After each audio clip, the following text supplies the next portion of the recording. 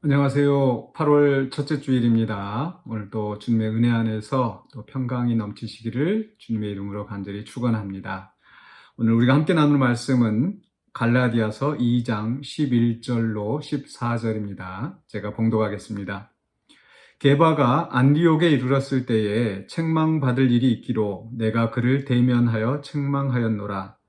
야고보에게서 온 어떤 이들이 이르기 전에 게바가 이방인과 함께 먹다가 그들이 오매 그가 할례자들을 두려워하여 떠나 물러가매 남은 유대인들도 그와 같이 외식함으로 바나바도 그들의 외식에 유혹되었느니라.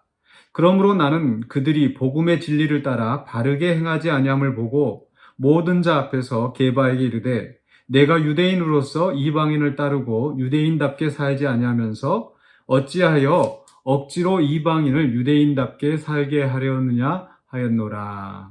아멘. 네, 용기와 수용이라는 말씀의 제목으로 오늘 본문을 함께 살펴보려고 합니다. 교회 안의 공동체에는 사실 여러 다양한 배경을 가진 사람들이 모여 있습니다. 네, 교육도 다르고 또 사는 형편도 다르고 또 성격도 물론 다르고 또 지방이나 또 여러 가지 성향들 다를 수밖에 없습니다. 또 때로는 믿는 바도 다를 때도 있고요.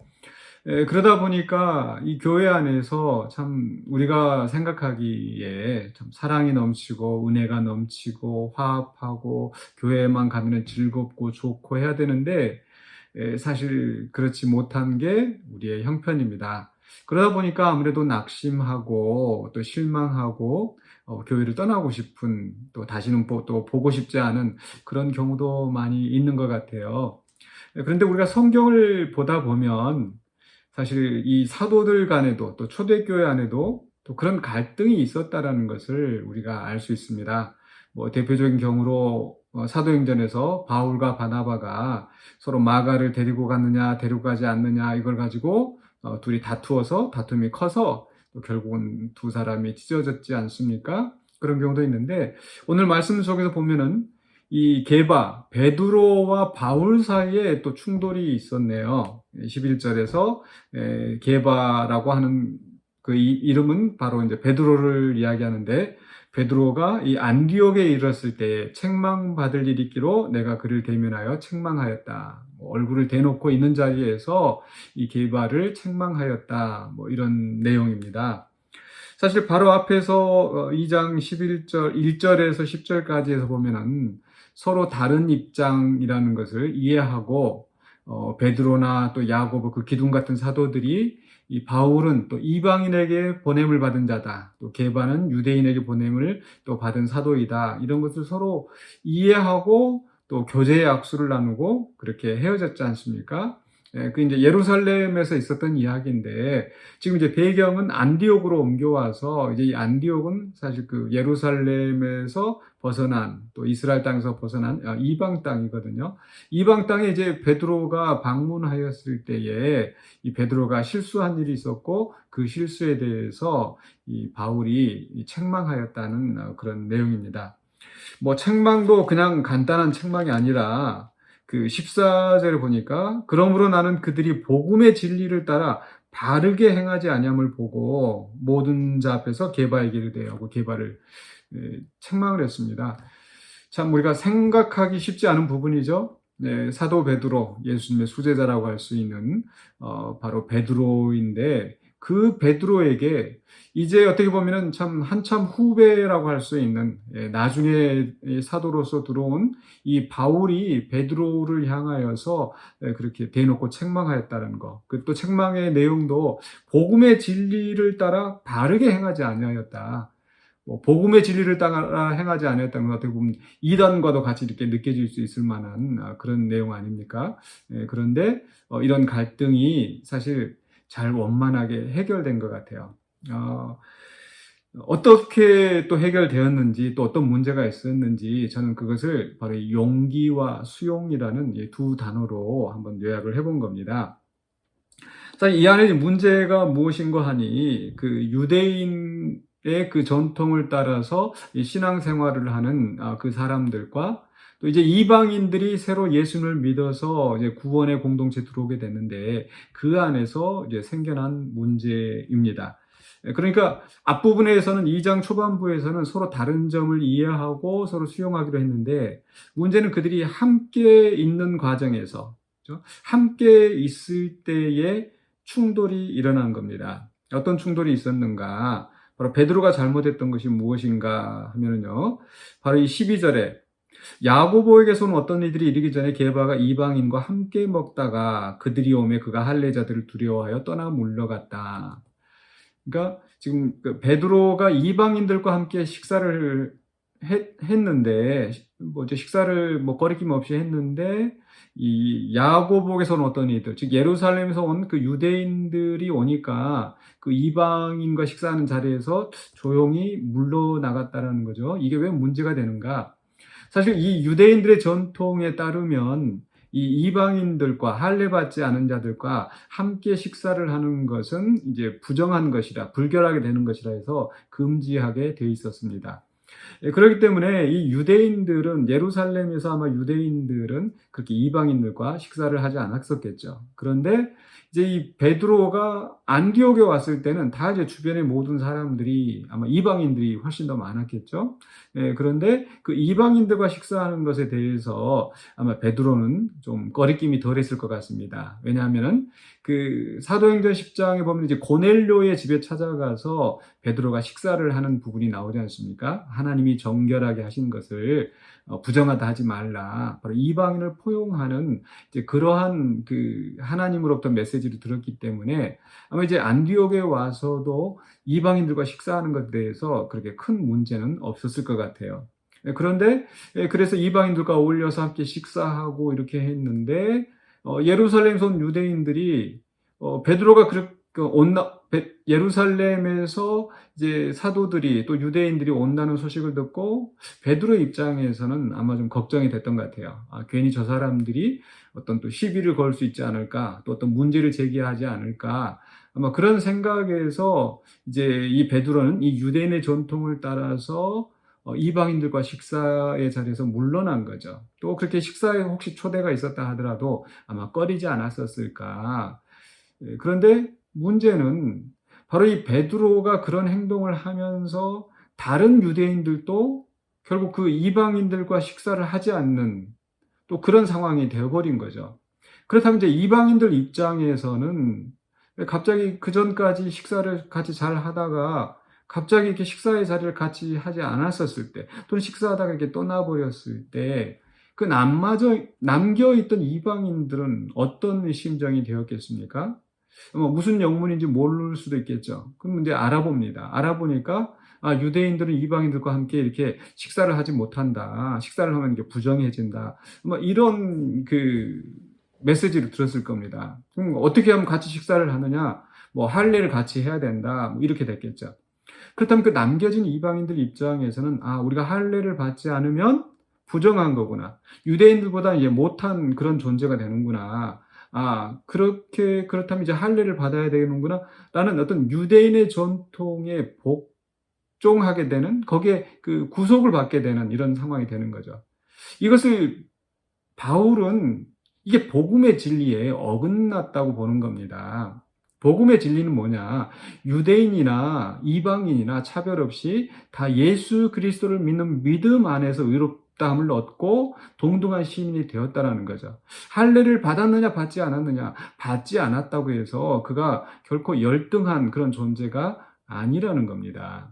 그런데 이렇게 베드로가 이런 행동을 보임으로써 차라리 처음부터 그 유대인으로서 했던 전통을 지켰더라면 문제가 없었을 텐데, 잘 이렇게 이방인들과 어울려 있다가 유대인들이 오니까 그 눈치를 보면서 자기 행동을 그렇게 이방인들을 꺼리는 그런 모습을 보인 것은 바로 이 복음의 진리에 또 다른 잘못된 메시지를 전달할 가능성이 있다라는 거죠. 그렇기 때문에 바울이 베드로를 향해서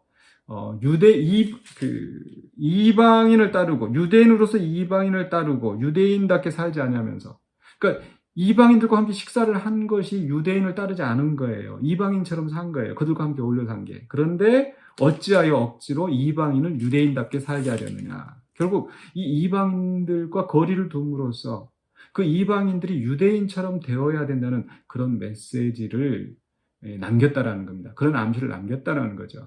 그래서 바울은 베드로에게 대면하여서 대놓고 그를 책망한 겁니다.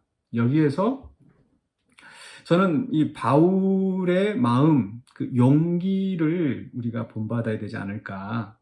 사실 이 베드로는 예수님의 수제자, 그 당시에 가장 또 이렇게 영향력 있는 유력한 자, 또 예루살렘을 대표하는, 예루살렘 교회를 대표하는 그런 사람이었지 않습니까? 그러나 거기에 대해서 복음의 진리에 어긋난 행동을 해야 했을 때는 단호하게 바울이 그 문제를 제기했다는 거죠. 이 용기가 없으면 또 복음의 진리에 대한 열정이 없으면 불가능한 겁니다. 만약 바울이 아무 말 하지 않고 그냥 넘어갔다면 어떻게 됐을까요?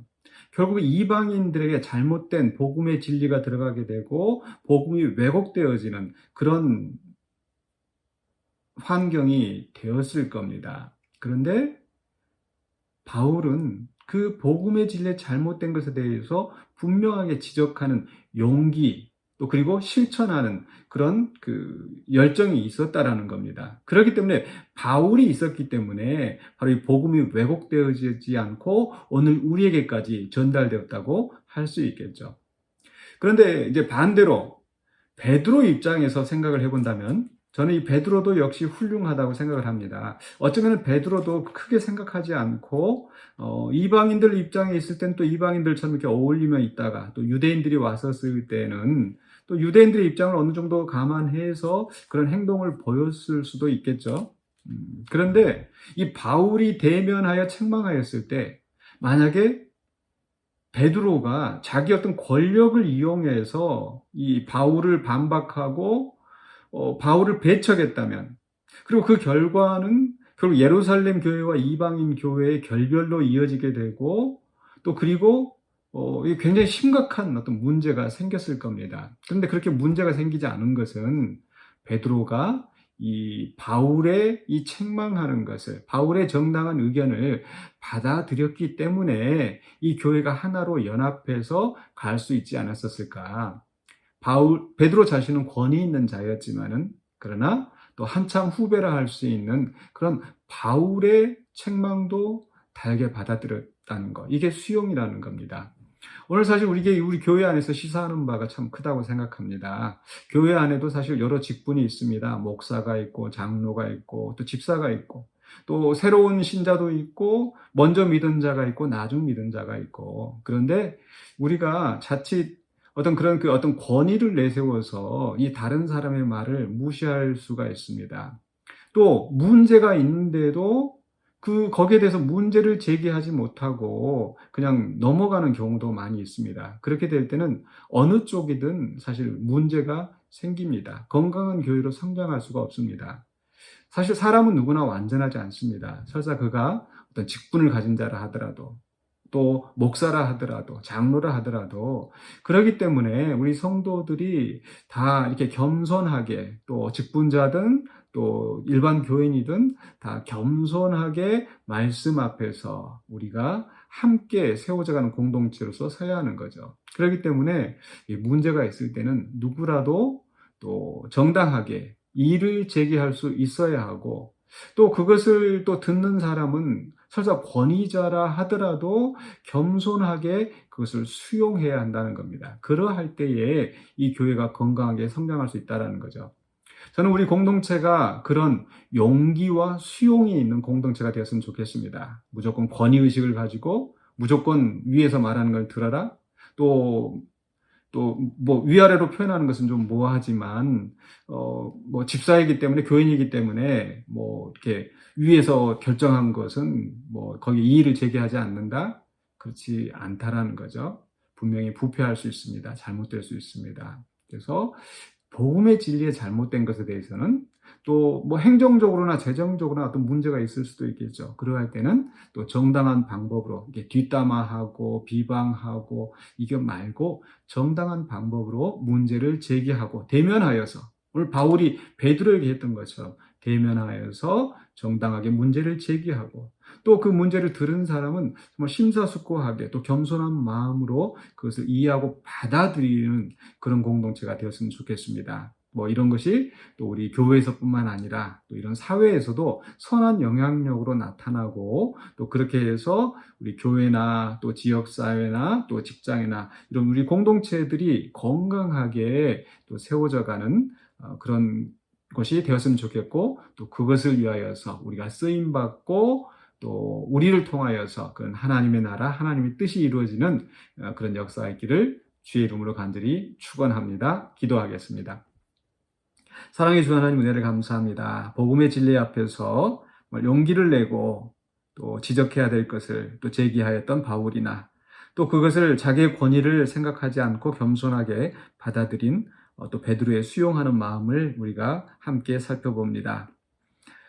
우리가 살면서도 여러 가지 또 문제에 부딪힐 수 있습니다. 그 문제로 인하여서 우리가 갈등하고 분열하고 싸우는 것이 아니라 또 문제가 있어도 그저 덮고 넘어가는 그저 부패한 그런 모습이 아니라 정말 우리가 온전히 개혁하고 또 바르게 세워나가는 공동체로 서게 하여 주시옵소서. 그러기 위하여서 우리 한 사람 한 사람 마음 가운데 성령님의 인도하심과 또 능력으로 또 용기를 주시고 지혜를 주시고 또 그것을 받아들일 수 있는 겸손한 마음을 우리에게 허락하여 주시옵소서. 우리의 삶을 인도해 주시는 성령님을 믿사옵고 살아계신 예수 그리스도 이름으로 기도하옵나이다. 아멘.